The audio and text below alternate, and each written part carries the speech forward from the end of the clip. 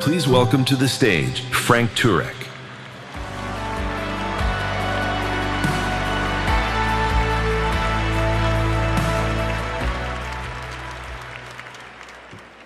Erica wanted me to share with you what happened after that shot rang out on September 10th. I was standing 25 feet from my beloved friend just off his right. Why was I there? About 5 years ago, Charlie asked me if I would mentor him in the evidence for Christianity, because that's one of the things I do. Now, it's going to be difficult to mentor someone smarter than you. However, the only thing that surpassed Charlie's intellect was his humility. And so the few things I knew that he didn't, he wanted me to share with him. When that shot rang out, I took a step toward him, but his security team was on him immediately. And so Charlie, being like a son to me, I ran toward the security team and we ran to the SUV together.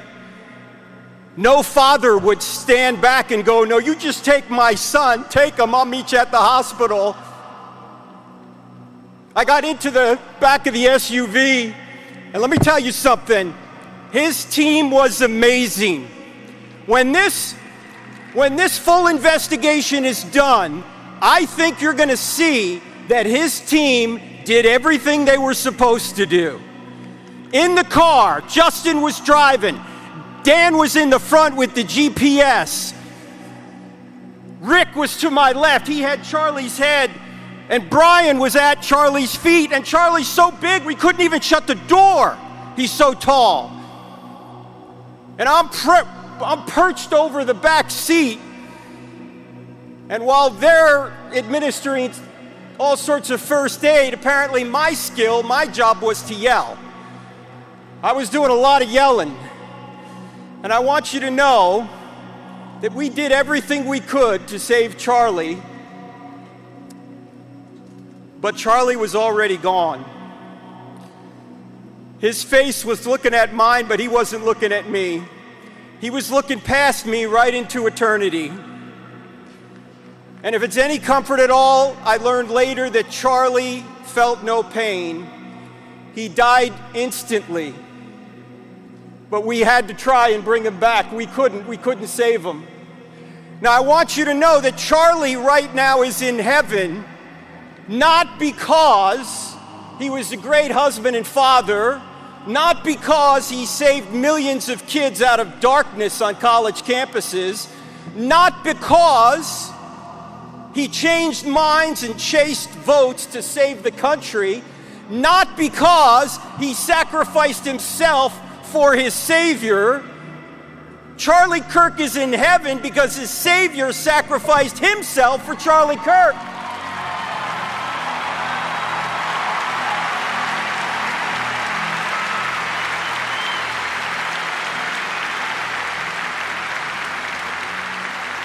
Now look, there's only two things you can get in the afterlife.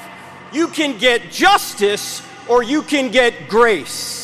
Ladies and gentlemen, does anyone in here, does anybody out there watching around the world want justice from an infinitely just being?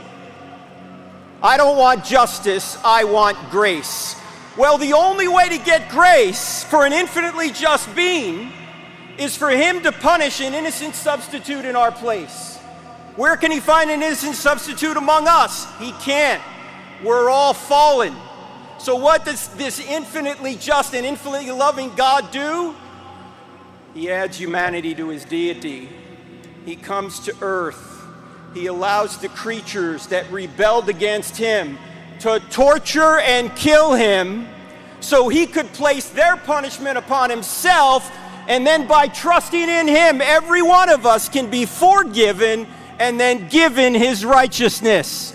Ladies and gentlemen, this is the greatest story ever told, and it happens to be true.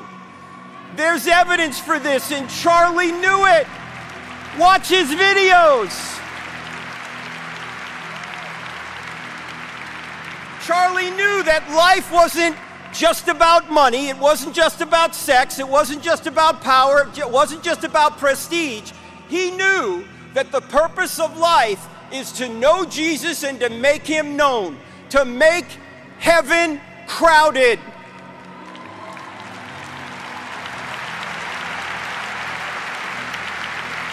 Charlie's eyes were fixed on eternity. Where have your eyes been fixed? What have you been doing with your lives? What have you been doing? What are you going to do now? You know, in every evil, God brings forth some ripples of good. In this case, he's bringing a tsunami of good. Look around. You're seeing it.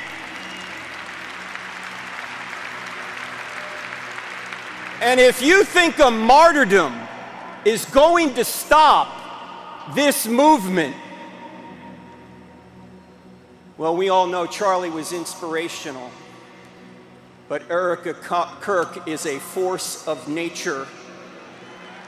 You're going to see her later today. In fact, I know what's going on in the spiritual realm right now. Every morning Erica gets up, the devil shrieks, "Oh no, she's awake again!"